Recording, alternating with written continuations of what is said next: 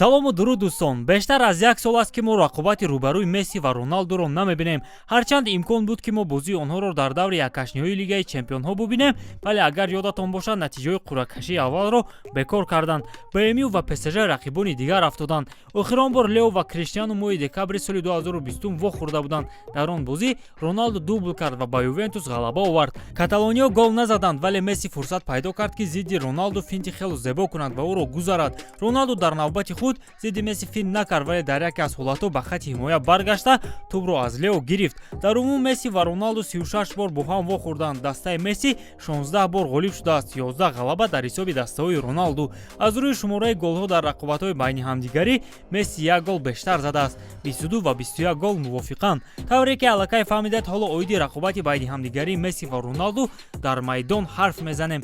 Шояд онҳо гуфта бошанд ки нисбати ҳамдигар ягон хусумат надоранд, аммо ин тавр нест. бовар намекунед? Пас видеои имрӯзаро тамошо кунед.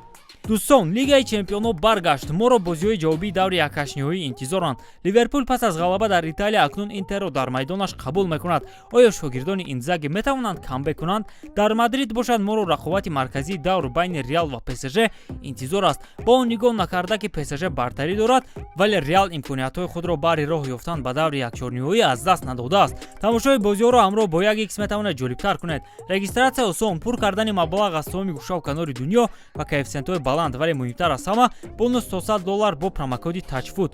ҳамаи маълумотҳо дар комментария. имкониятро аз даст надиҳед.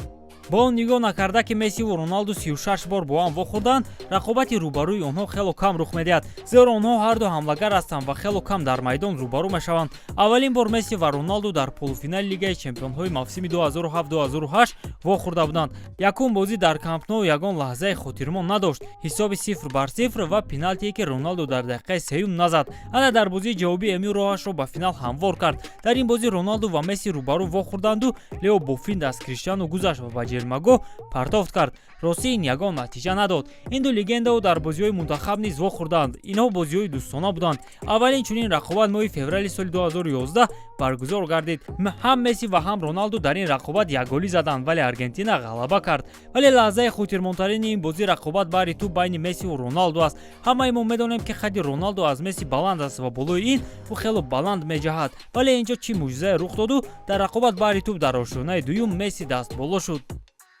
Дар Суперҷоми Испанияи соли 2011 ҳам Роналду натавонист ба Месси халал расонад. ӯ аз пушти Месси медавид, вале натавонист дастаашро аз гол наҷот диҳад. Ин гол ба Барселона кӯмак кард ки бо ҳисоби 3-2 ғалаба карда Суперҷоми Испанияро ба даст орад. Дар полуфинали Лигаи Чемпионҳои 2010-2011 Месси зидди Роналду маҳорати ҳимоявии худро нишон дод ва ба ӯ нагузошт ки ҳамла кунад. Аз ин амали Месси Роналду сахт ғазабнок шуд, вале баъдан Роналду қасди худро гирифтааст. Дар мавсими 2012-13 Роналду махсус ба хати ҳимоя омада аз Месси тӯбро мегирифт. ҳамаи мо Криштиануро хуб мешиносем ва медонем ки ӯ чӣ гуна қасдгириро бештар аз ҳама дӯст медорад.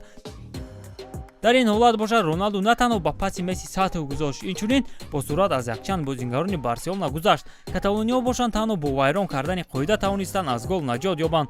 ҳамчунин Роналду ба финтҳои Месси бо сурати баландаш ҷавоб додааст. бибинед ки ӯ чӣ гуна аз бозингарони Барса, аз ҷумла аз Месси гузашт. дар ин ҳолат бошад, Роналду бо паси пушти пои Месси ва Пуёлро дар ғафлат гузошт. бисёриҳо мегӯянд ки байни Роналду ва Месси душманӣ нест ва онҳо якдигарро ҳурмат мекунанд, вале бояд гуфт ки ин гап то андозае дурӯғ аст. рақобат байни Месси ва Роналду то дараҷае аст ки онҳо ҳатто душмании худро эҳсос намекунанд. ҳам барои шумораи голҳо, ҳам барои шумораи ҷоизаҳо, хоҳ даставӣ ва хоҳ шахсӣ, байни онҳо рақобат буд ва идома дорад.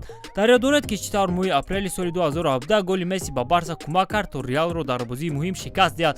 пас аз он гол Месси футболкаашро кашида ба тамоми Сантьяго Бернабеу нишон дод. Роналду метавонист ба ин чиз аҳамият надиҳад, аммо не. ҳамагӣ пас аз 4 моҳ дар Суперҷоми Испания Криштиану голи хело зебо зада дар ҷашнгирии он футболкаашро кашид ва ҳама фаҳмиданд ки ин ҷавоб ба амали Месси аст. Ки беҳтар аст, Месси ё Роналду? Ин баҳс буд, ҳаст ва хоҳад монд. Наметавонем аз шумо низ пурсон нашавем. ба фикри шумо ки беҳтар аст?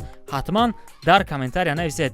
бо ҳамин тамом дӯстон, бо шумо буд канали Футбародарон ва ман Беҳрӯз Артиков. хайр то барномаҳои дигар.